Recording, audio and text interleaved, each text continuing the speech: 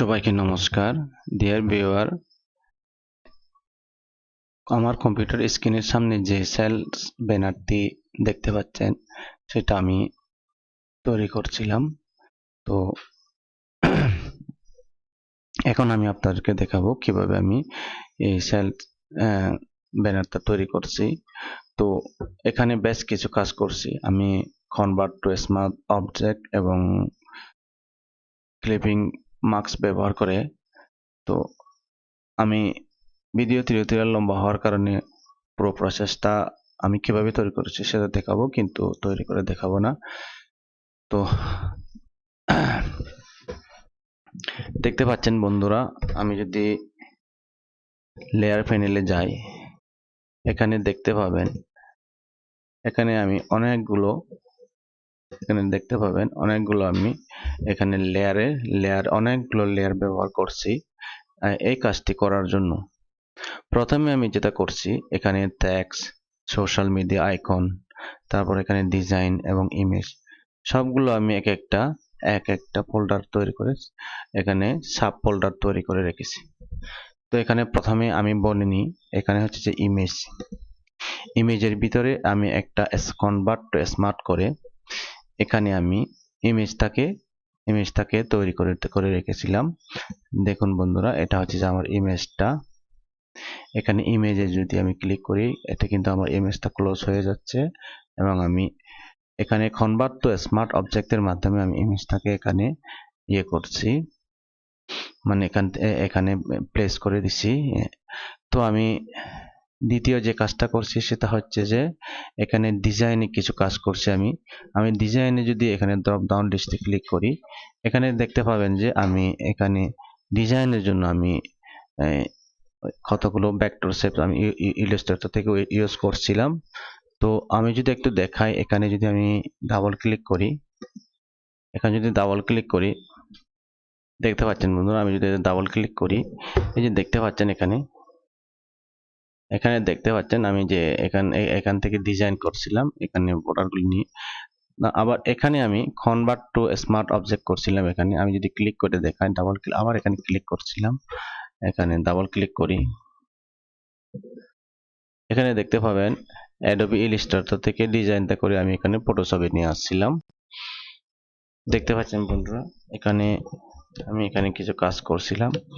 দেখেন এখানে Adobe Illustrator থেকে ব্যবহার করে এটা আমি অ্যাডোবি ইলাস্ট্রেটর থেকে এটা তৈরি করছিলাম। অ্যাডোবি ইলাস্ট্রেটর থেকে তৈরি করে ওখানে আমি এখানে আমি প্লেস করে দিছিলাম।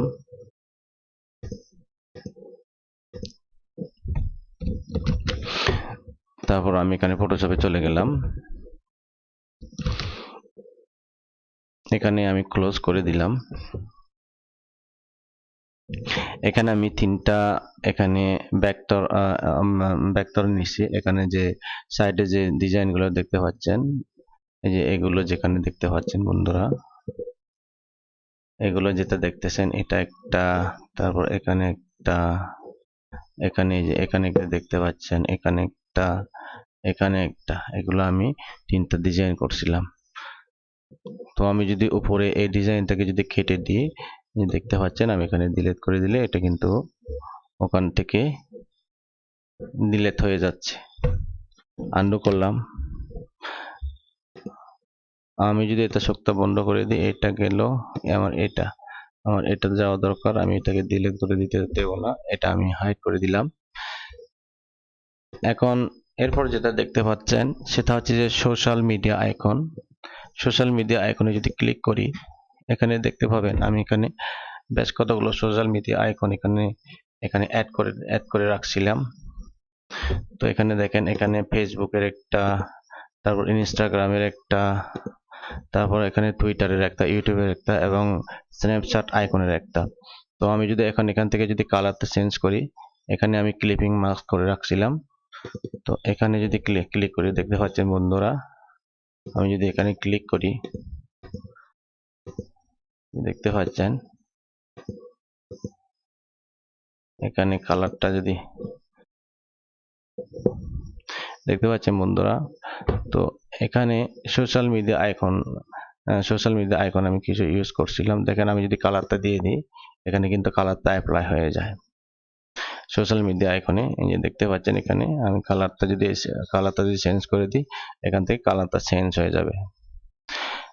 তো এখানে সোশ্যাল মিডিয়া আইকনগুলো আমি কনভার্ট টু স্মার্ট অবজেক্টের মাধ্যমে করছিলাম। আমি যদি একটা যদি এখানে ডাবল ক্লিক করে দেখাই, দেখতে পাচ্ছেন আপনারা এখানে দেখতে পাবেন যে আমি এখানে কিন্তু এই যে facebook.com যে সোশ্যাল মিডিয়া আইকনটাকে ইয়ে করছিলাম। তো আমি এখানে যদি কনভার্ট টু স্মার্ট অবজেক্ট আবার যদি ক্লিক করি, এটা দেখতে পাচ্ছেন, এখানে দেখতে পাবেন যে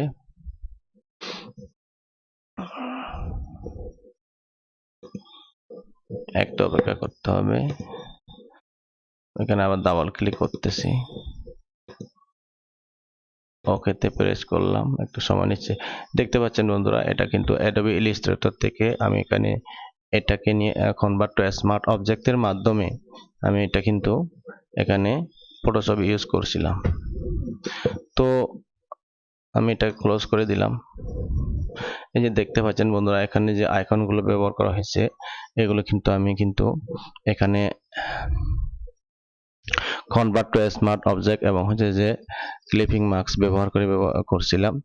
তো আমি এটা বন্ধ করে দিলাম এখন।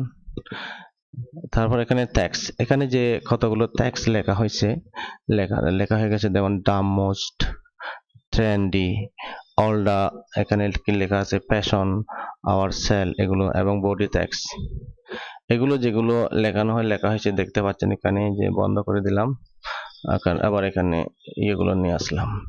এখানে যদি আমি ক্লিক করি, এখানে আমার লেখাগুলো আমি লিখতে পারবো। তো এখানে দেখতে পাচ্ছেন এগুলো সবগুলো ট্যাক্সগুলো আমি এখানে কনভার্ট টু স্মার্ট অবজেক্ট এবং হচ্ছে যে এখানে আমি ক্লিপিং মার্কস ব্যবহার করে এগুলো কাজ করছিলাম। এখানে দেখতে পাচ্ছেন বন্ধুরা। তারপর এখানে আমি একটা সেভ ইউজ করছি। তো এখানে যেটা সেভ ইউজ করছি সেটা দেখতে পাচ্ছেন, যে এখানে যে একটা সেভ ইউজ করছি আমি, যেখানে একটা সেভ একটা নিয়েছিলাম, সেভ ইউজ করতে। তো এখানে যদি ক্লিক করি, আমি সেভের কালারটা এখান থেকে আমি চেঞ্জ করে দিয়েছিলাম। তো এখানে আমি যদি সেভের কালারটা চেঞ্জ করে দিই, একটু করে যদি আপনাদেরকে দেখাই, হালকা যদি এখান থেকে আমি এরকম করে চেঞ্জ করে দিই, দেখতে পাচ্ছেন বন্ধুরা এখানে কিন্তু চেঞ্জ হয়ে যাচ্ছে। তো এটা আমি ক্লোজ করে দিচ্ছি, ডিজাইন থেকে এখানে ক্লোজ করে দেব। তো দেখতে পাচ্ছেন বন্ধুরা, এটাকে ব্যবহার করে সবকিছু হয়ে গেলে তখন এটা আমি যদি ফাইলে গিয়ে যদি সেভ ফর ওয়েবে যদি যাই, এখানে আমি যদি সেভ ফর ওয়েবে যাই, এটাকে আমি সেভ করে নিতে পারবো।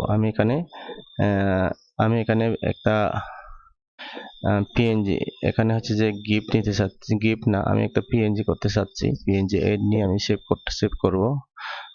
তো আমি এখানে